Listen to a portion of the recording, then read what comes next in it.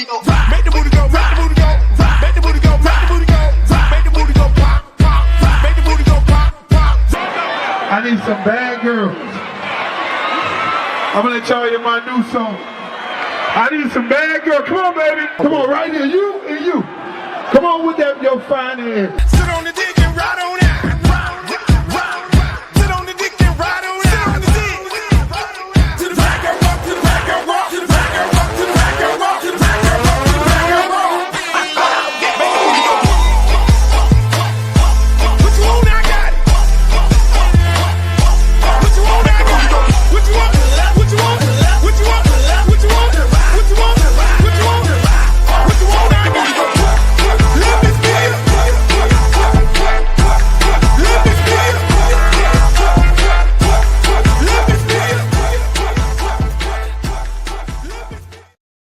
Yo, what's up, y'all? Welcome to another edition of the Luke Show. I am happy y'all able to join me right now. You know, what I do is I come on here and I keep it 100 and keep it a buck. But that's what I do. I'm gonna always do that. At the same time, how y'all like the set? Everybody keep asking me, Luke, why you don't go into a studio? We can make you a studio thing, a backdrop, and all this. No, I don't want to go in a studio. I got my Liberty City Warriors right here. I got a customized picture. I got Lenny Harris right here. I got nostalgia. I got my book, the Book of Luke right here. I got multi-tracks that most of you motherfuckers don't even know about. That's how records used to be made. That's when real records was made off of these right here. 48, 64 track mix.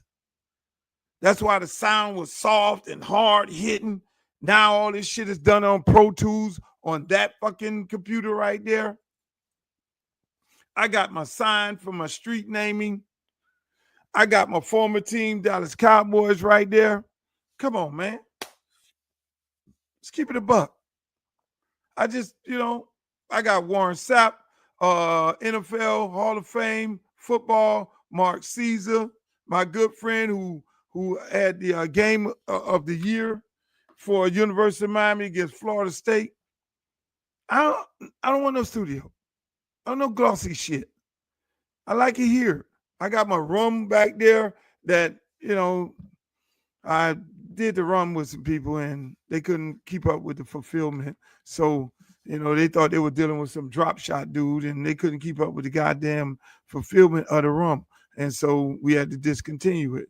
If you're going to get me to sponsor your product, you're going to have to keep up the fulfillment. Ain't that right, Glow? You're here. We put this stuff on sale and people think that, this Luke shit is going to sell, little amount at a time. No, it don't do it like that.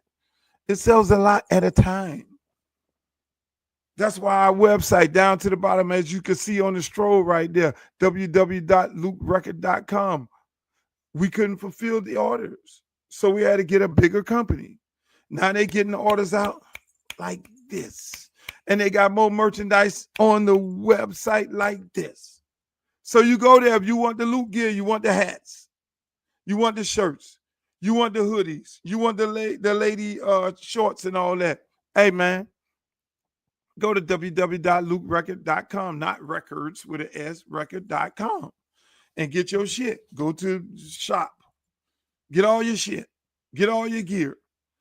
And it's going to come right now. And if it don't come right now, you hit me up on a DM and I'll make sure they'll get your shit.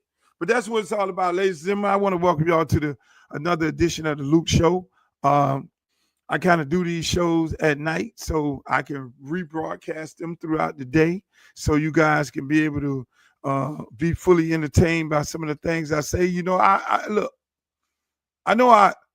I say things that most people have to go and think, those things where I think it was Arsenio Hall would make you think, oh, man, this shit makes me think. He's saying it from a different perspective. And that's what I do. That's what makes what I do so unique. I don't say the same thing that everybody continuously repeat. I may talk about a topic, but I'm going to have a totally different point of view from the masses, because the masses that you see on TV, they're controlled by the man. Their messaging is controlled. My messaging is not controlled. My messaging comes from being on this earth over 60 years and understanding history and how history actually works. That's where my messaging comes from. You know what I'm saying? And so at the end of the day, when I come on here and say things, to you guys, it's from years and years of experience and how this shit works. I'm a people person. I watch people. And that's what I do. So I sit there and I get a good idea. I'm like the United States government. I kind of got an idea as to what you thinking. Why are you thinking it? And the massive amount of people that are thinking about it. You know, so that's what we do, man. That's what we do. And I try and give y'all something to think about. And that's what I do it. So again, ladies and gentlemen, if you want to comment or anything like that, if you're on Twitter, you can always go to my Facebook page or my YouTube page. I prefer you go there, like, share, and subscribe, and then you can go on there and I can see the comments, and maybe I'll bring you up similar to this young man right here. He has something to ask me about the Miami Dolphins, and we do things like that. I can control it all from here. So if you want to comment and you want your comment read and me to answer your question, go to my YouTube page, Uncle Luke, the Uncle Luke TV, and check that out. But again, I want to welcome you all. Thank you all for coming tonight. We're going to have a nice, beautiful show. We're going to talk about so many different things, man. I just got so much shit to talk about. I mean, it's a long list of it all, but I'm going to start right here. Sha'Carri Richardson.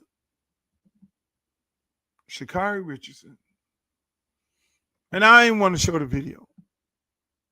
But if you saw the video, I want you to go look at the video of her harassing and abusing, pushing her husband around at the airport. Airport cameras caught it, and they arrested her. And she just did a statement. I didn't even look at the statement. Didn't want to hear it. Didn't want to listen to it. None of that. I'm so over all these goddamn apologies. Where the apologies, we're supposed to be like, oh, okay, she apologized. It's okay. But my point to that situation right there is this. In the Me Too movement era of men being accused and losing their lives and livelihood because they've been accused by a woman of either sexually harassing them or abusing them or beating them 30 years ago, and they're coming up right now to then say these things happened to them, but they never brought that to the forefront, and most men are losing their lives and losing their livelihoods. Which, if you did that, let me just say this, if you did that, then you're supposed to go to jail, or you're supposed to get the things done to you that's supposed to be done to you. If you did that. And I agree with the system. If you abuse a woman, you're supposed to get your ass put in jail. And I said, the shit that they prosecuted Puff Daddy on right now, he should not be in jail. But what he should be in jail for is beating that girl up in that goddamn in that hotel. Everything that we saw on film, he should be going to jail for. But that was up to California prosecutors, LA, wherever that happened at. They decided not to press charges.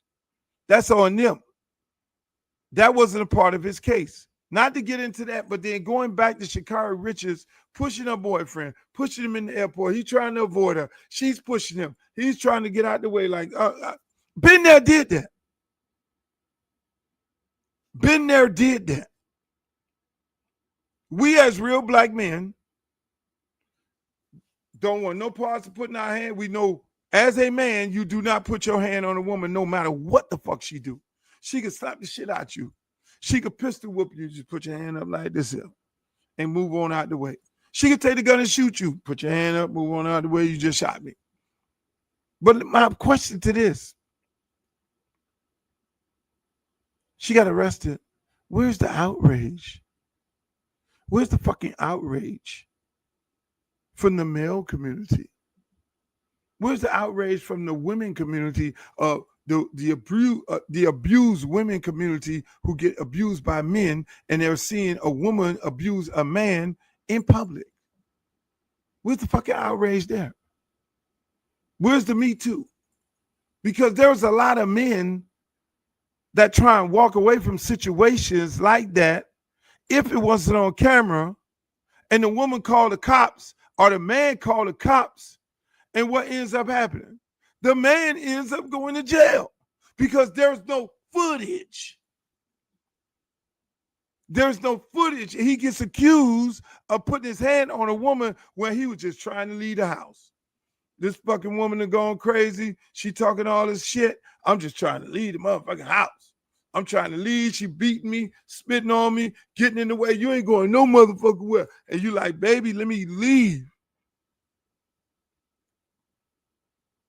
Let me leave. I want to leave. I want to go. Let me go. Let this thing cool off. But then when they call the cops come, hey, you go over here. I'll go over here. What happens? The man goes to jail. The man goes to jail. You know what? I had the same thing happen to me. I had the same thing happen to me at my fucking house. Same motherfucking thing. Hey, look, man, I ain't finna touch nobody. I'm finna leave. Hey, look here, sweetheart. I want you to leave. Matter of fact, I called the fucking girl mother. Hey, can you come get your daughter? Because I'm trying to leave, man. I don't want no parts of this shit right here. She on some different shit.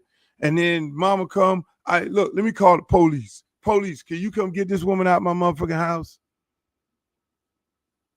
Because she ain't trying to let me leave and all this shit. There, police come in. Now I can go out the door. Police, hey, look at Mr. Campbell. You stand over here and you go over here. You know what happened? The whole shit changed. Oh, Mr. Campbell, do you have any guns in your house? Yeah, I got guns in my house. What you mean? It's Miami. Everybody got a motherfucking gun. I got guns all over this motherfucker to protect myself and my family. Well, we got to take you to jail because this lady just said you were going to kill her and put her in the lake. I'm like, huh? Do you know I call you on? I'm the one calling the police. Say, get this lady at my house. I called the police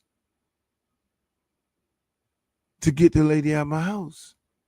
But you want to put me in jail because I don't know what the fuck, you just had a conversation. Y'all want to put the big star in jail. There's no footage. This is a mother out here. I told her mother, come get her before I call you motherfuckers. Miss, if I go to jail, I will never speak to you again in my life. That was me. And when I go to jail, I've been there before. I'll get out and I will have my day in court. Long story short, go to court. Judge say, hey, look here, ladies and gentlemen, this shit all on the news and everywhere and everything. Say, whoever I find guilty is going to jail. Well, goddamn it, Judge, let's go. If I find, miss, that you made a false report on this man, you are going to jail. Mr. Campbell, if I find that you did something wrong, you are going to jail. I'm okay with that, Judge. Let's go. But what I'm going to do for you guys, this is what the judge said. What I'm going to do for you guys, I'm going to go in the back and I'm going to see if y'all can work this shit out. Because if we have a fucking hearing, somebody ass going to jail.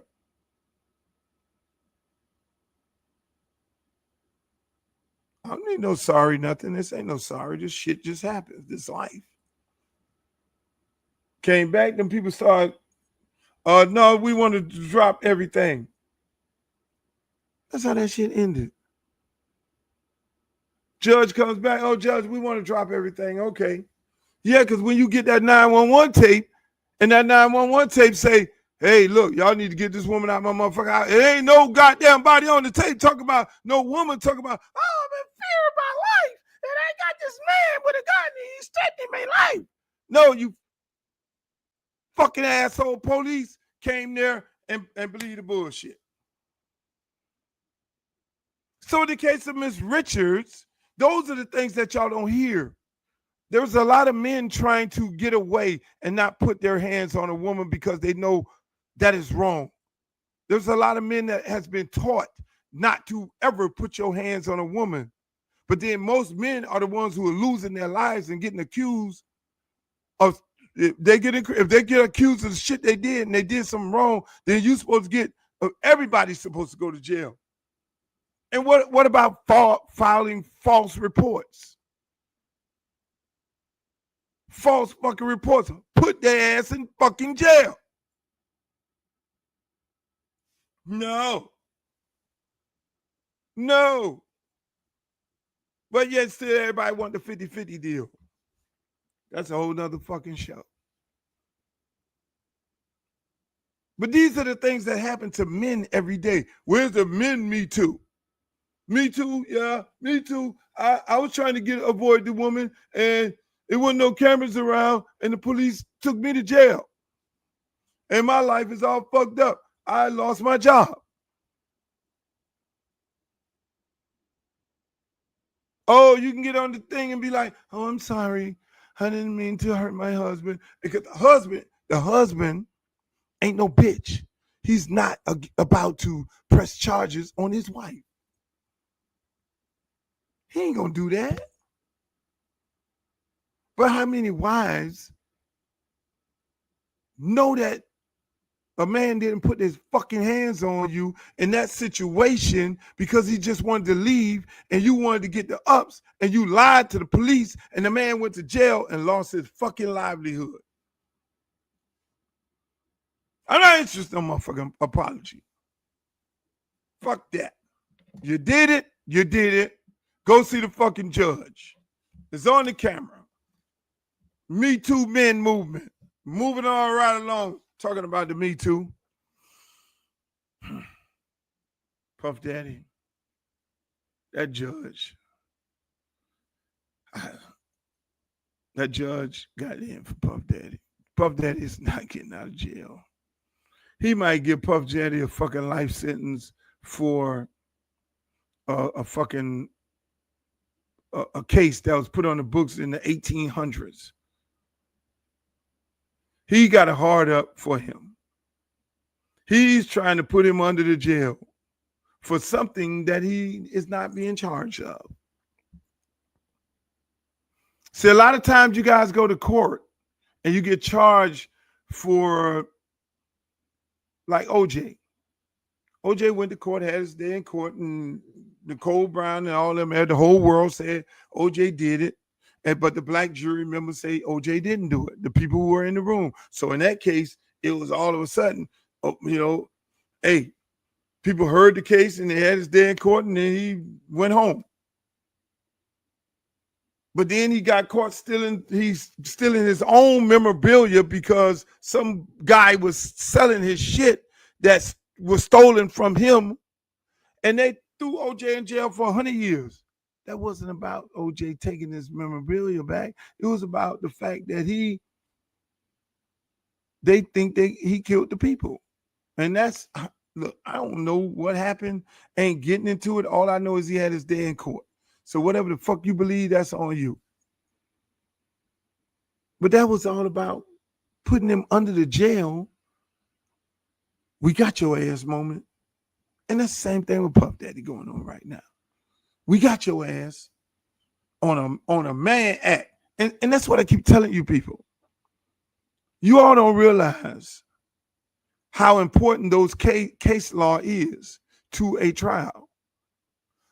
And I keep telling people, they don't know the significance of my case. I don't like toot my own horn, But my album got deemed obscene, nasty as they want to be by federal judge Gonzalez in Broward County. I could have left that on the books. I didn't have to go and appeal. I wasn't going to jail. It wasn't about me going to jail. There was in jail in my record.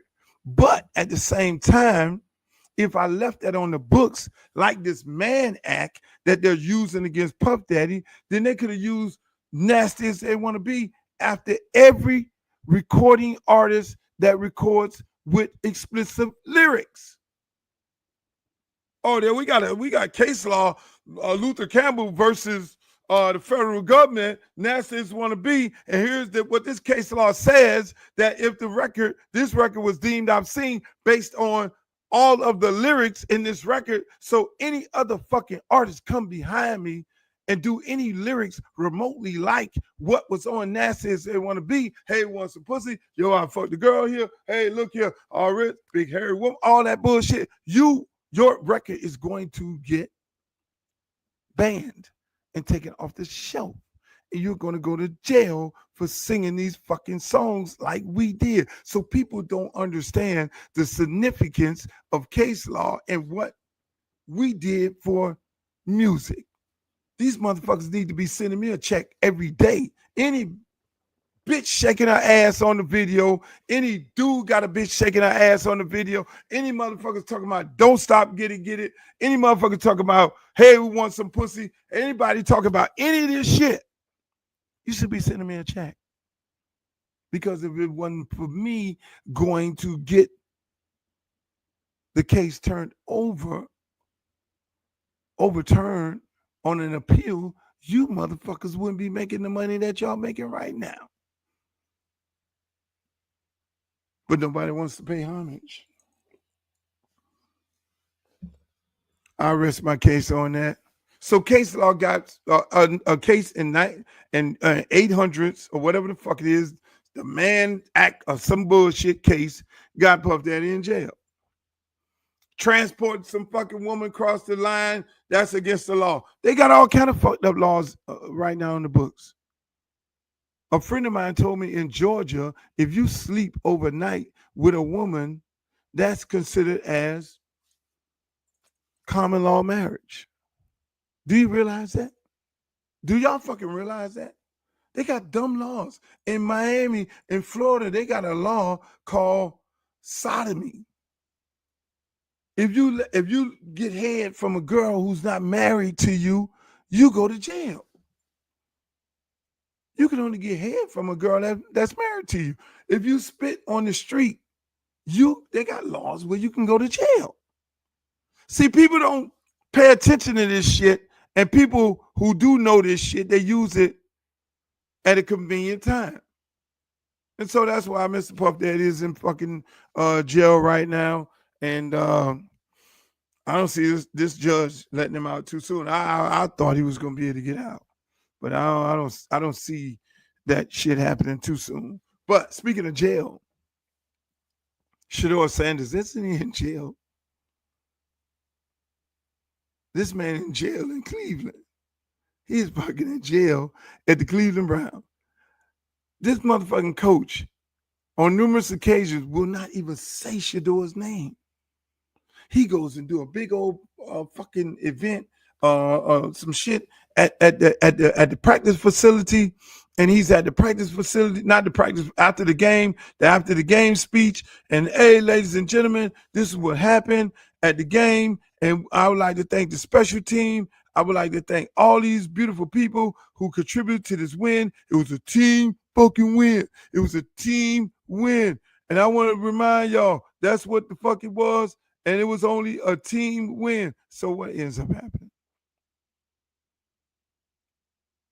He never made mention of Shedeur. Oh, we made a turnover. We didn't have no turnover. We got turnover. We won that game. You never mentioned fucking Shedeur. I can't you never. So then he had another opportunity to do that. He had another fucking opportunity to mention this young man's name.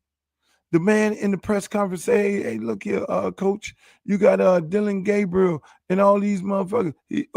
Who's getting rep? Well, Dylan, well, it's Kenny and It's all these other people here, and they're getting the reps, and never mention Shedeur name. It's like this dude got a major hard on for him. I ain't never seen no shit like this ever. It's like, and I did a post. If you go to my Instagram page, Uncle Luke Real One, you'll see the post. And my post kind of went like, my post went like, listen, people, here's the situation. You got Shedeur sitting here, and Shedeur is getting treated like shit. And nobody is saying anything. Nobody's saying nothing about his draft. So I said this.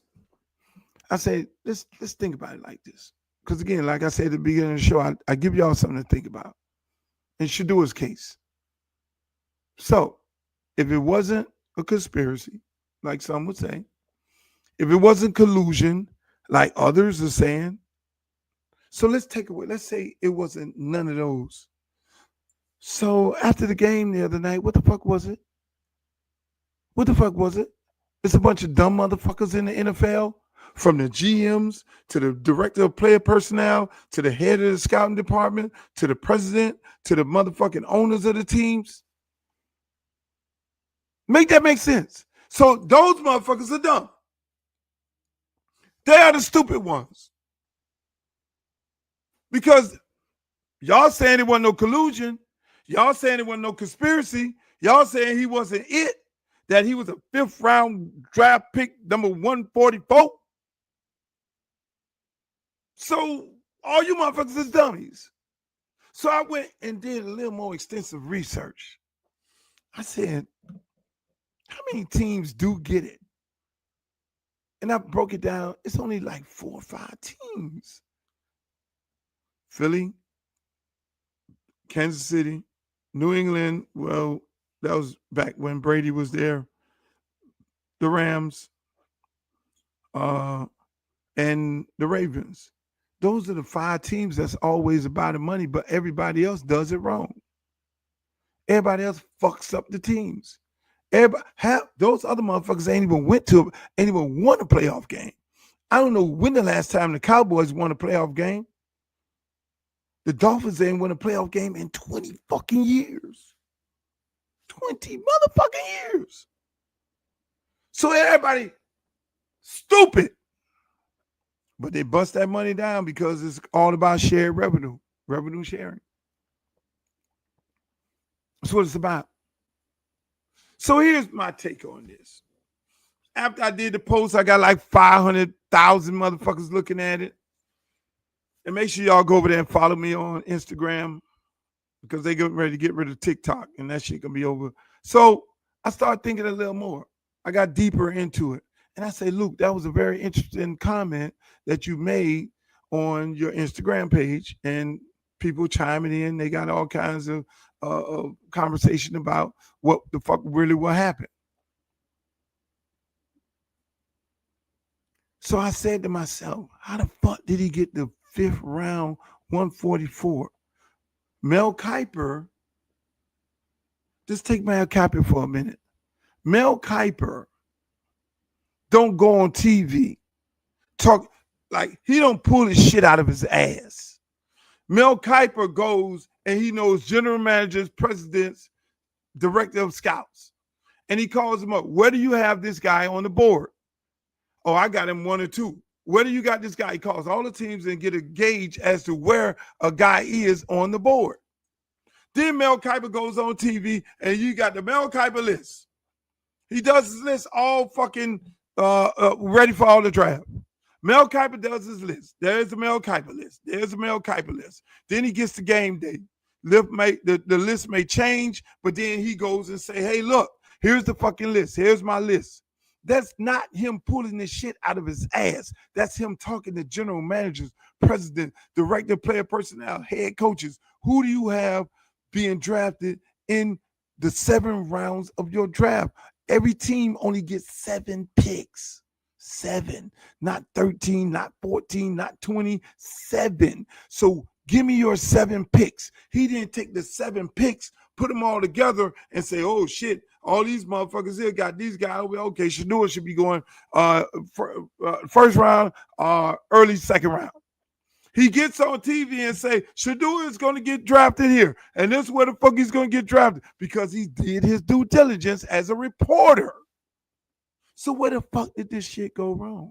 So if all them general managers and all them director of player personnel and all them coaches told Mel Kiper this is where this kid was and this is where he's at on their board, what the fuck went wrong? Here's how it works in a draft. I'm getting ready to draft somebody in the first round. I have to call my owner.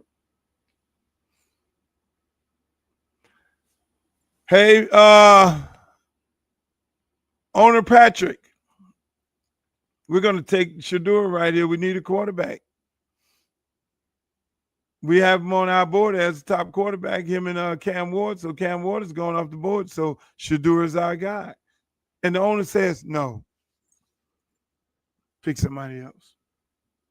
You don't question the fucking owner. This is what the fuck happened.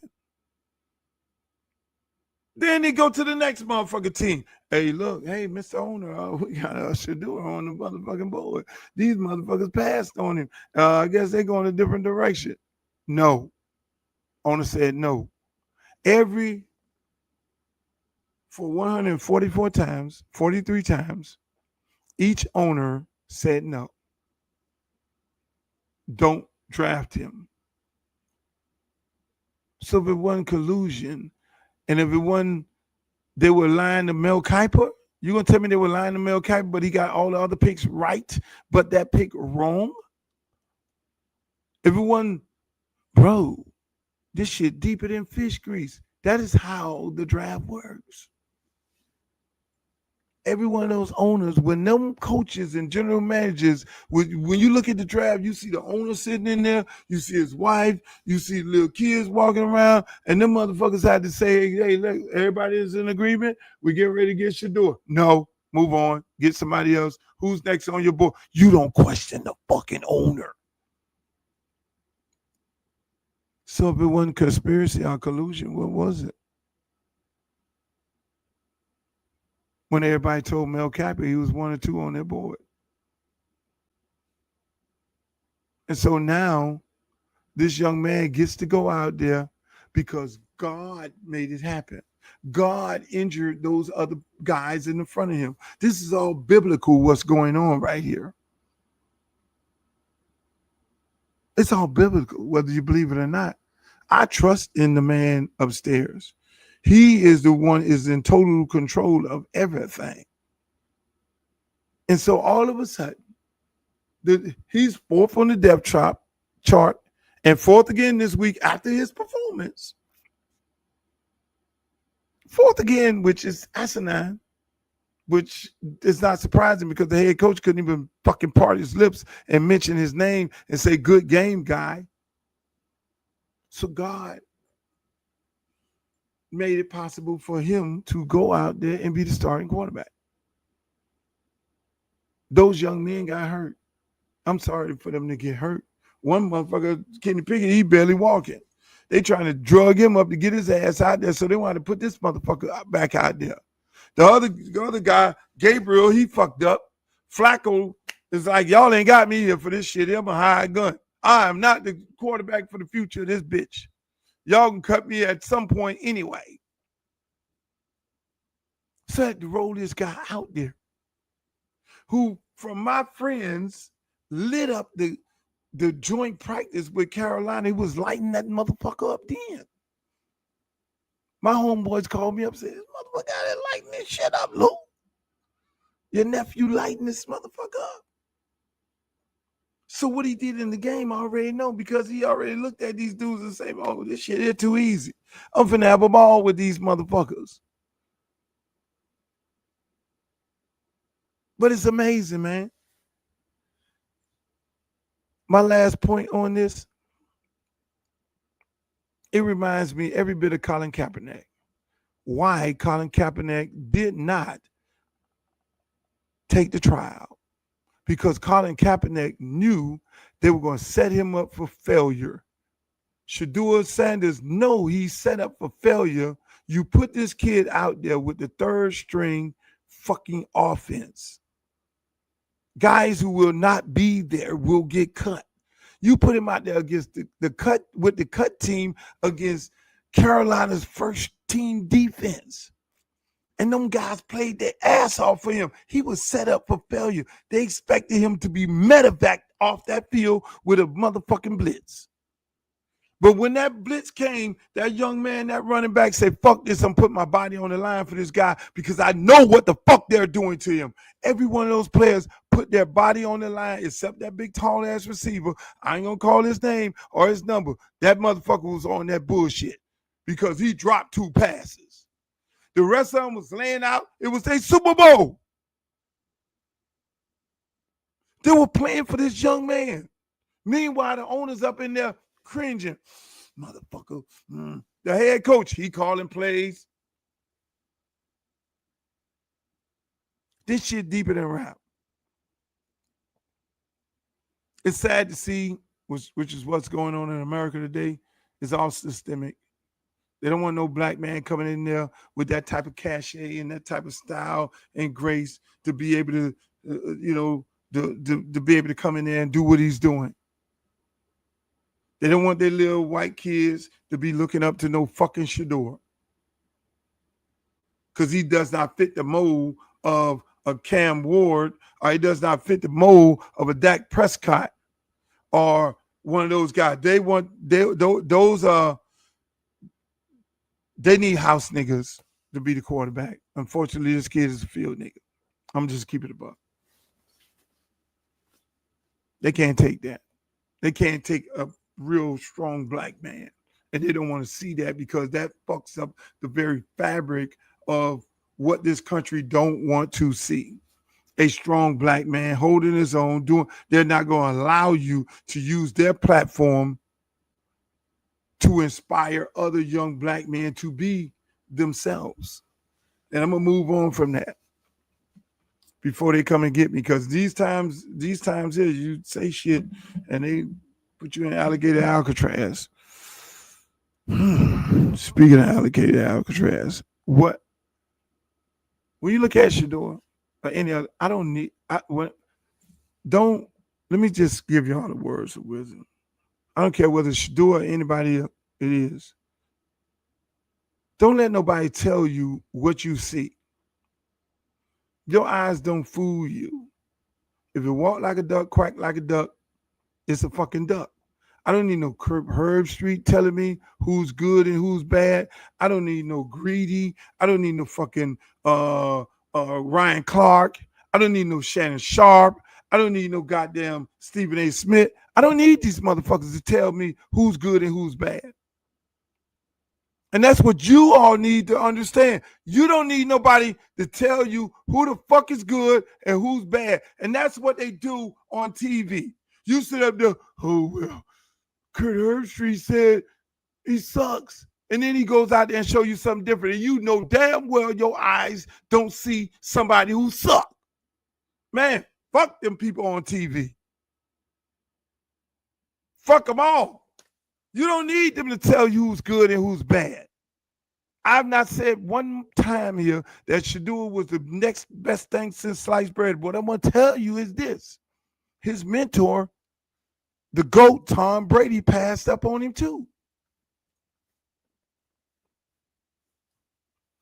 Tell me how the fuck did that happen? You trained him, Tom. You mentored him. He looks up to you. And you, new executive at the Raiders, and you passed up on him. Now, Tom, Michael Jordan, wasn't successful. He's a GOAT. He's the fucking GOAT. Best basketball player ever to play. I ain't arguing about that. He owned the Charlotte Hornets. He wasn't successful at all. He couldn't get that shit done as an executive. Derek Jeter came down here and ran the Marlins. He's a GOAT. on the baseball field. He wasn't successful. They fired his ass. So, Tom, you just fucked up.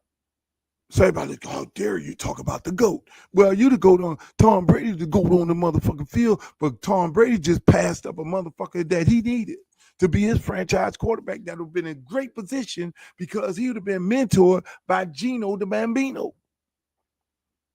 Same makeup, same build, same demeanor, and all that. Come on, man. Let's keep it a buck. Tom Brady, you fucked up too. But again, we're talking about company men. And the company men ain't going to fucking rock the boat.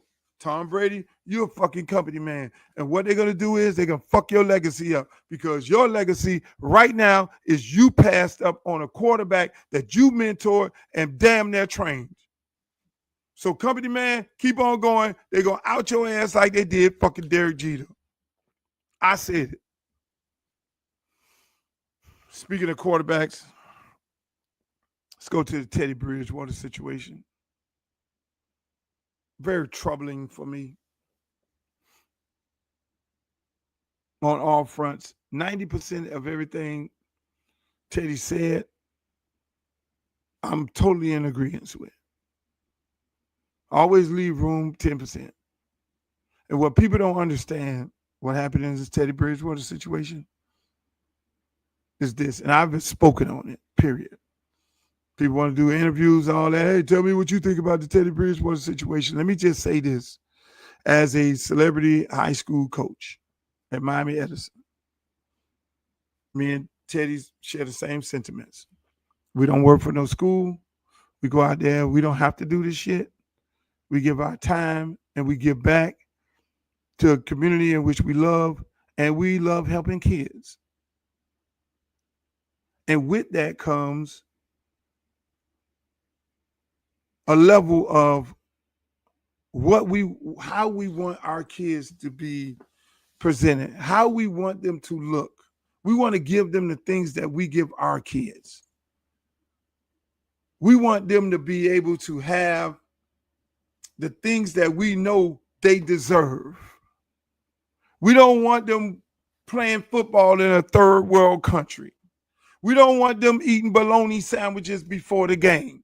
We don't want them to be sitting outside the goddamn school at 11 o'clock at night after a game and we get in our car and ride by and leave their motherfucking ass right there. We make a sacrifice. And that is why so many of y'all wonder why so many celebrities don't come back and give back to their community, because they get persecuted. They get ridiculed. They get drugged. Straight down the highway. Oh, he ain't doing this. He ain't doing that. This man out there giving his hard-earned time and his money. Till you want to question and say he's cheating. He's cheating by paying for Uber rides for kids who are at home. That's illegal. He can't do an Uber ride. You're going to have to self-report and self-suspend according to the FSHA.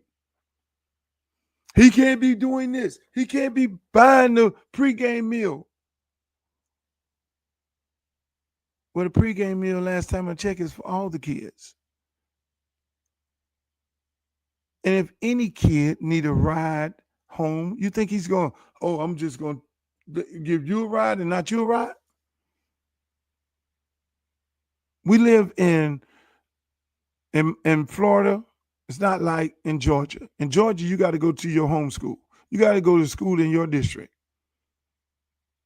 California, Arizona, all that shit. In Florida, they changed the law. Whereas school choice, you can live in Miami and you can go to school 3 hours away. You can live 3 hours away. You can go to school in Miami. You can play football over here. You can go to a charter school that don't have football. You can play football 3 hours away. So when you play football 3 hours away, but the rules wasn't adjusted to when they did this open enrollment school choice shit. The rules are still the same as if you're living in the same district or around the corner from your school. So I understand the level of frustration Teddy Bridgewater has with the school and the system and everything. He has all these kids out here. Let me just paint the picture for you. He has all these kids in the blighted community, and they come in and they can't even pay their insurance. He got to come out of his pocket and pay insurance. You know your parents ain't got it. Mama got 3 kids sitting up in the house. She barely making it. That's a violation. Kid need a ride home.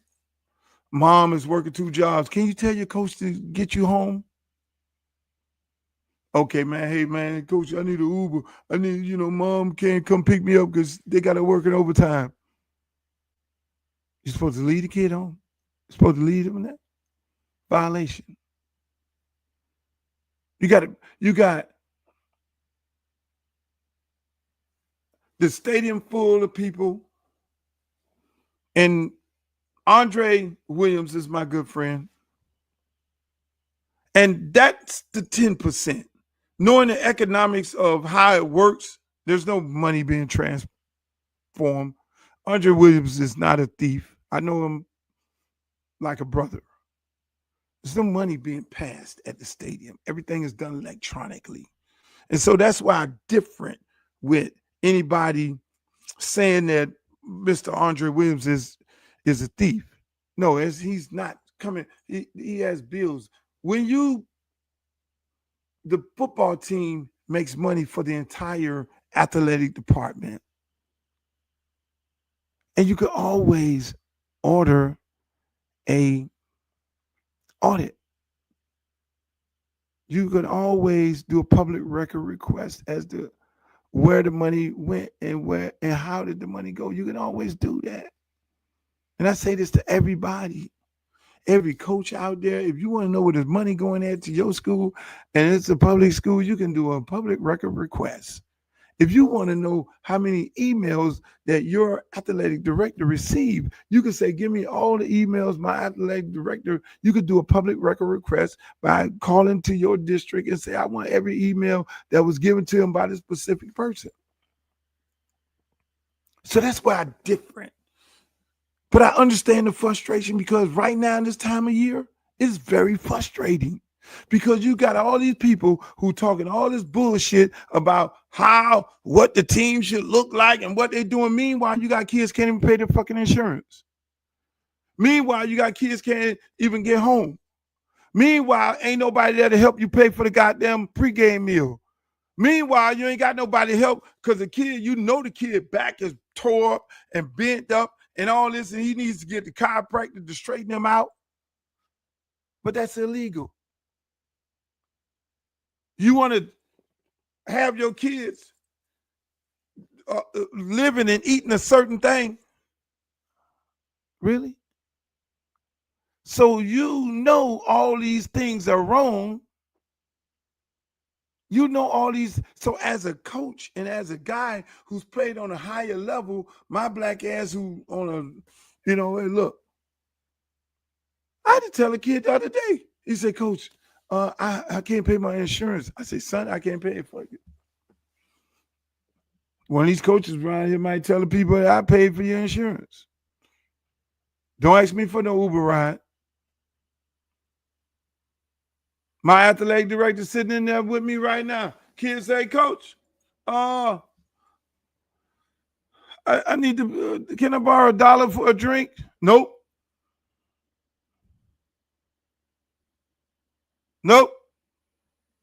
Athletic director sitting there, that's a violation. If I buy you a drink, I got to buy everybody a drink. You can't buy a kid a fucking drink, a Gatorade after a tough practice. Just think about how asinine it is.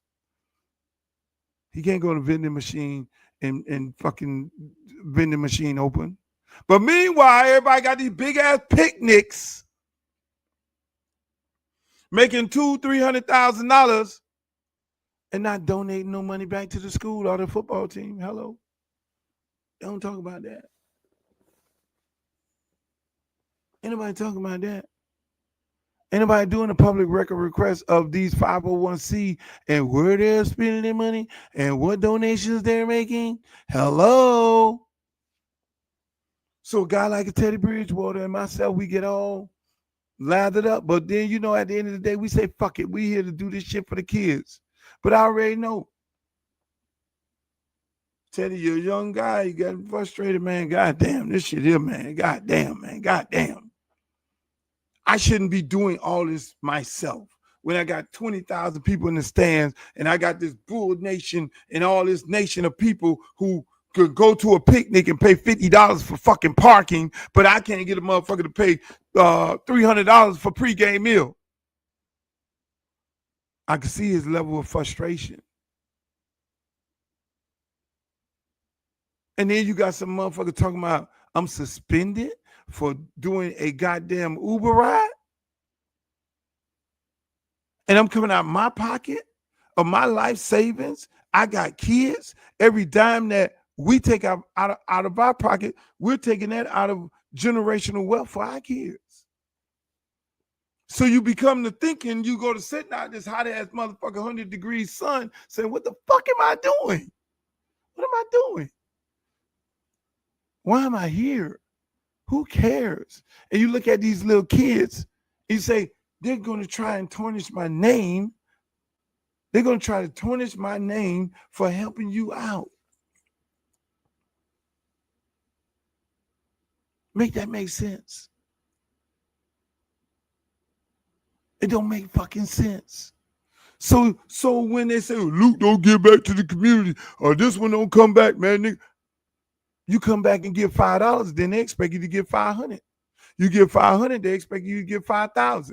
And when you give $5,000, what ends up happening? They then persecute you for the giving the $5,000. And then when you say, well, I'm giving $5,000, what the fuck you rest of you niggas giving? Then you know what ends up happening? Oh, you ain't shit.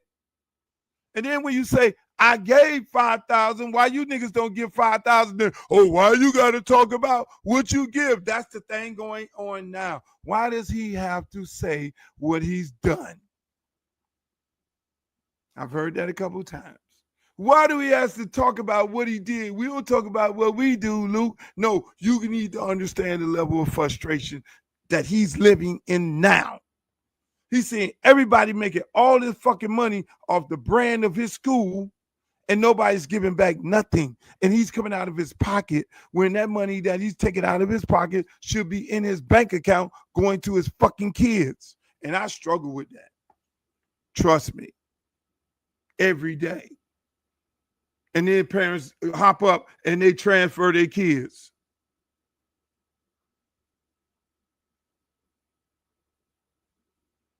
They don't give a rat's ass about you.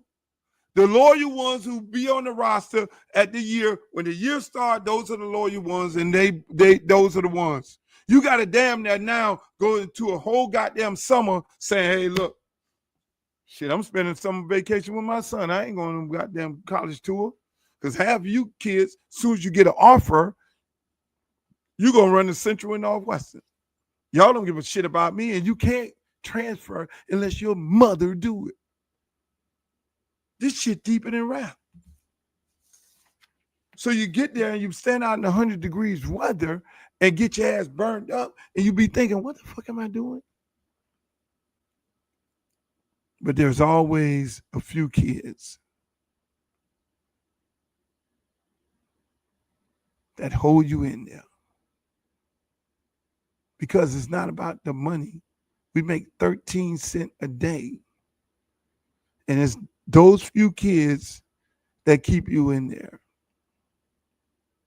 And they go off to college. And you've done God's work. Because every time I have to remind myself, you're doing God's work. You're saving lives.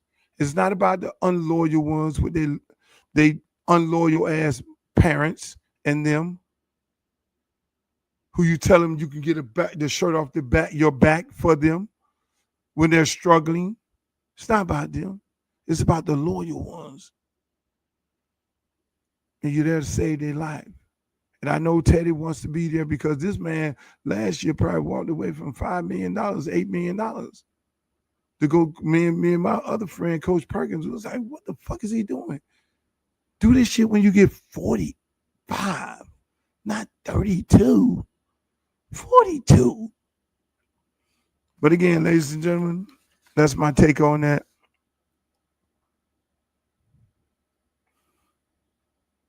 Y'all, why y'all dragging Tyler? Why y'all dragging the little girl? You're dragging her because of her fans. The little girl got a horrible team of people around her. She need to fire everybody. Tyler, you need to fire everybody. They brought you over to the United States, sent you to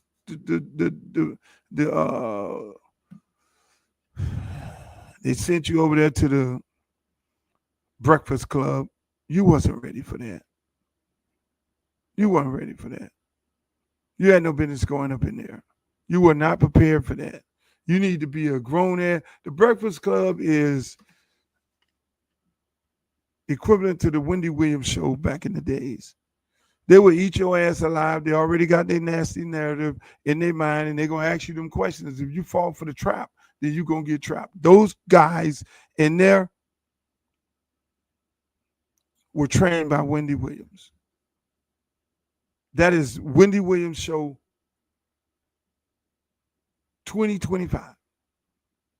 So you went in there unprepared. As soon as they ask you about the African American, black, and all this, and colored African Americans, you had to then turn to somebody on your team, and you couldn't answer the question. And that was their fault because you were unprepared.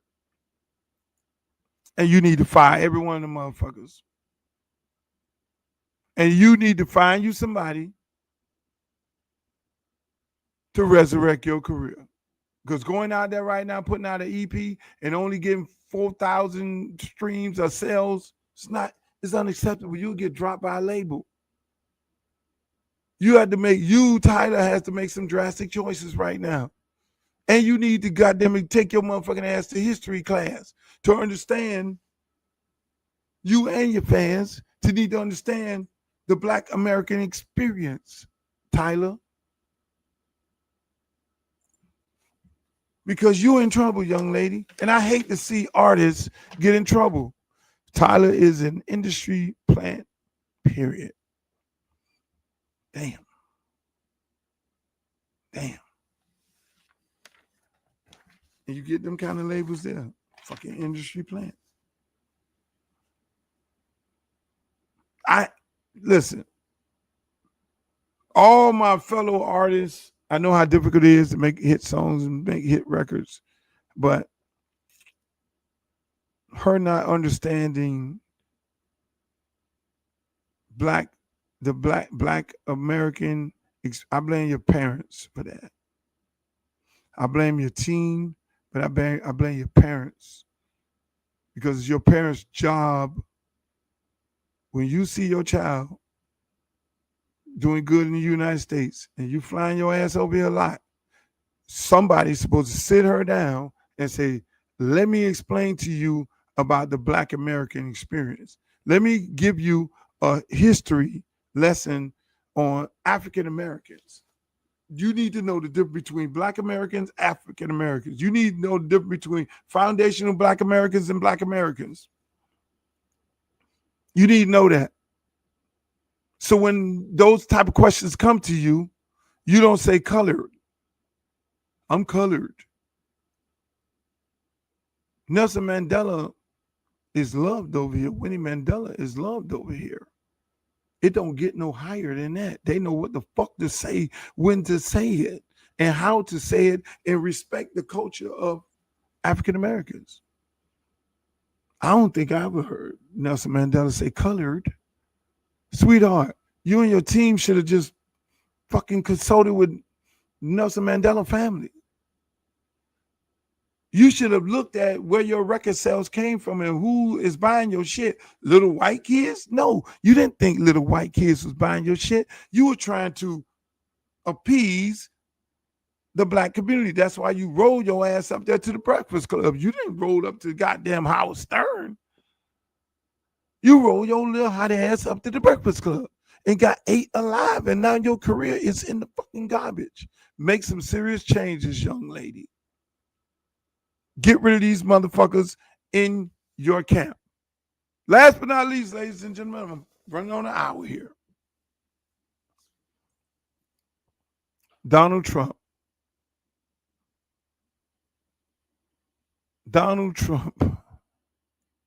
Martial law in D.C. You think y'all niggas was exempt? You really think we were exempt? You think they were just going to put Cubans, Venezuelans, Nicaraguans, Mexicans, Haitians in jail and they weren't going to come get us? Oh, y'all thought y'all was exempt. These people are very vindictive.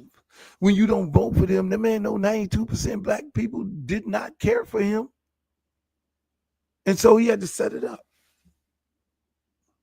We're going to get these motherfuckers who voted for me. We're going to get these motherfuckers for that. So we justifying the homicide.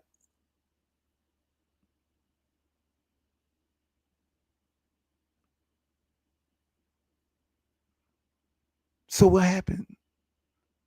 Now it's time to get the black people. How do we get the black people? Let's go around the room. How do we get the black people?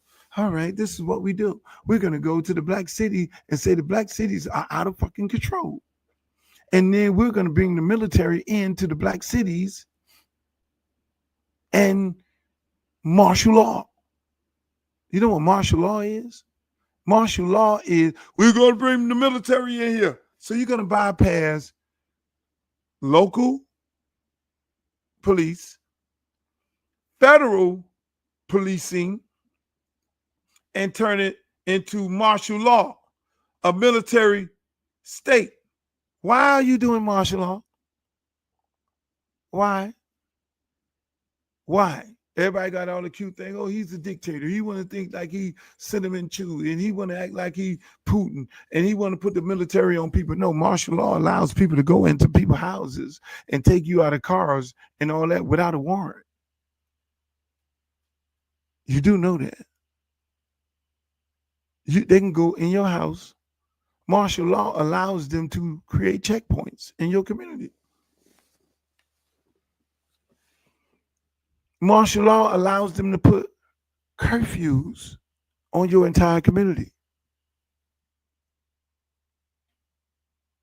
Checkpoints, curfews, and the military control. So the military could drag your ass out your car without a warrant because they are not up under federal and state rules. They can go kick down your motherfucking door, go up in your house at gunpoint, drag all your ass out in the lawn. They don't need, that's martial law. So you think for 1 minute he just fucking with in DC? No. He's going to go to Chicago. He's going to go to every black Democratic city and invoke martial law in those cities. In DC, the mayor said crime is down 12%. Some areas is down 14, 15%. They're at an all-time record low in murders. So when the fuck did you decide to do martial law in a city that crime is down? Did they do martial law in the crack epidemic? When the cocaine cowboys was running around here and John Doe and the Booby Boys and everybody that Rick Ross rapping about? When everybody was on crack in LA?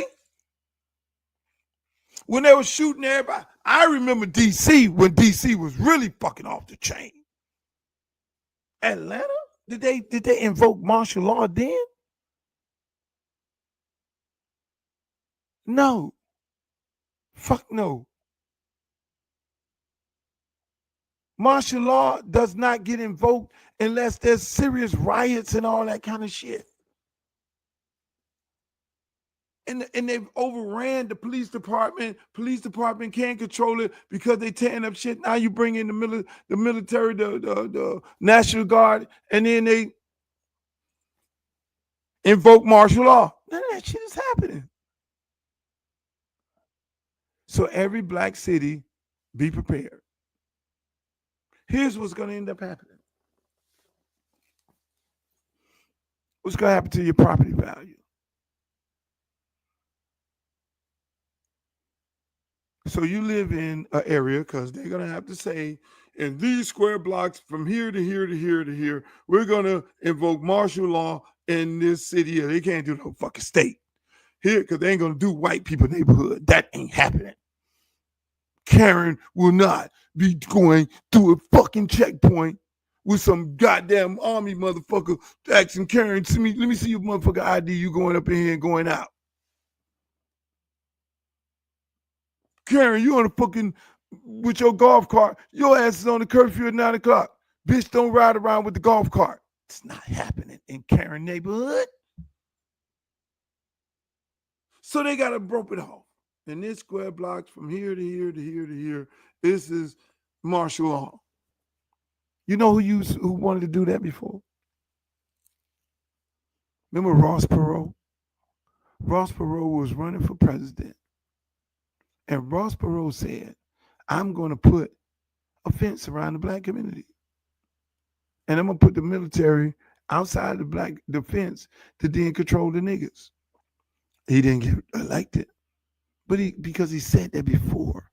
He was trending to win. And then he came out the mouth with that shit. So this is how the Ross Perot playbook, but we all know what it is. It's to get y'all mind, get us talking on this and not talking on these Epstein files. But we know that's what it is. But this shit is crazy. So here we go. You got martial law in DC. And they say, we're coming to Chicago. We're going to come to Baltimore. We're going to come to Houston, any black city that's ran by Democrats. We're going to come up in there because you motherfuckers didn't vote for me anyway. But here's the big kicker. And I'm going to end on this. They might come get me. But if they come get me, y'all better goddamn it come get me out. Here's the kicker. This is going to fuck y'all up. So they invoke martial law in D.C. and all these other cities.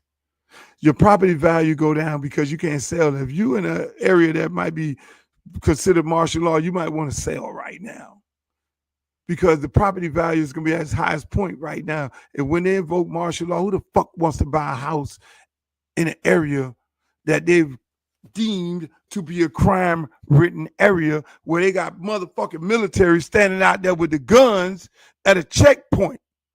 Your property value is down, boom, in the garbage.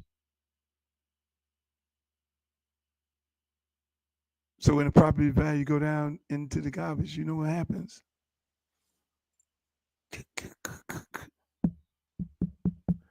Hello, my name is Julio Raimundo.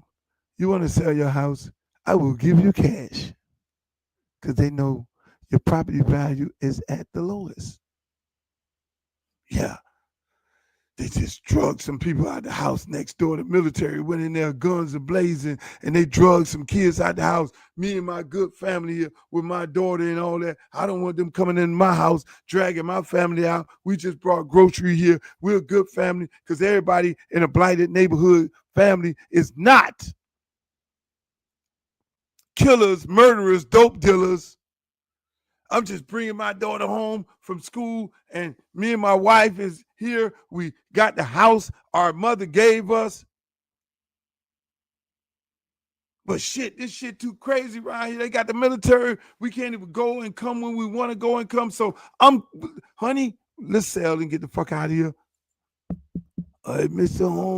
Holmes, I will buy your house for cash money. Right now it's valued at this. Well, before I could have got $1 million for my house. You got to remember, this president here is not like Trump. Trump was all president. This president is a real estate president.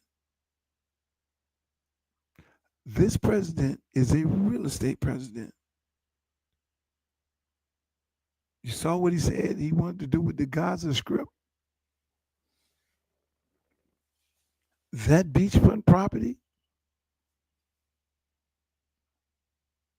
So if I put the military in the black community and I get the property value to go down and the good people leave, and we know the bad people are staying in Section 8. We know the bad people are in their own Section 8. Property value go down, send old Kushner in there, and he do what he do. Buy all the shit dirt cheap, gentrified. Now we clean the place up. Military is gone. See you later. Thank you for your duty. And they're gone.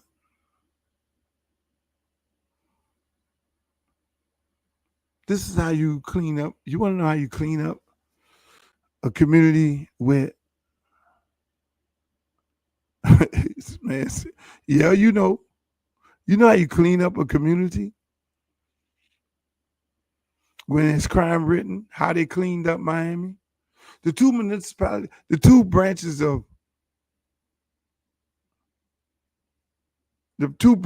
of law enforcement wasn't working together. Local wasn't working with federal. Before you get to the military, you got to have local. Local say we can handle it. Then they say, federal, we don't want you intervening into our cases and shit.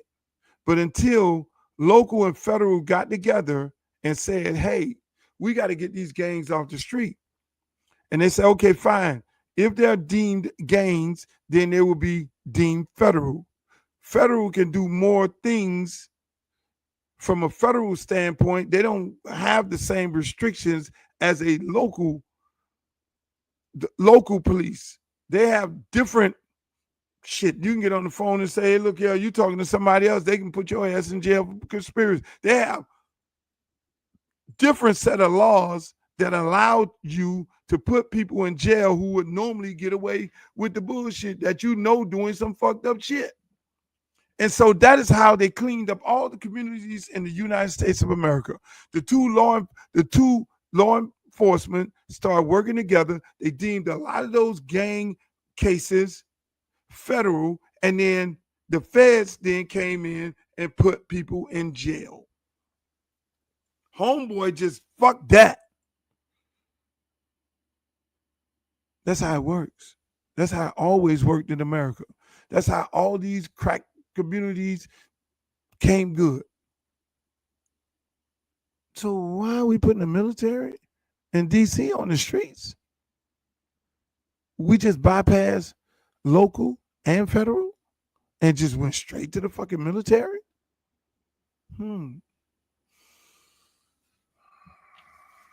Ladies and gentlemen, that's going to conclude my show tonight. I want to thank you all for being here. As you know, you can always find me on Uncle Luke TV. I need you to like, share, and subscribe my YouTube page. I need to get my YouTube page up to at least a fucking 100,000 people. What the fuck are y'all waiting for? Go to my YouTube page and fucking join up. Facebook, I love y'all. Twitter, I'm back on there. Elon Musk took the clamps off me. TikTok, I wish I can simulcast on there, but I can't simulcast over there. I love you all. Shouts out to my girl Glow. What's up, Carter? And all my good friends who are up this time of night. And I shouldn't be saying that because that's not good for the rebroadcast. But ladies and gentlemen, I want to thank you all for being here with me on this beautiful occasion. Hopefully I put some things on your mind to give you some things to think about. And hopefully I gave you some things to educate you about. And just go do your own research. Don't take my word for nothing.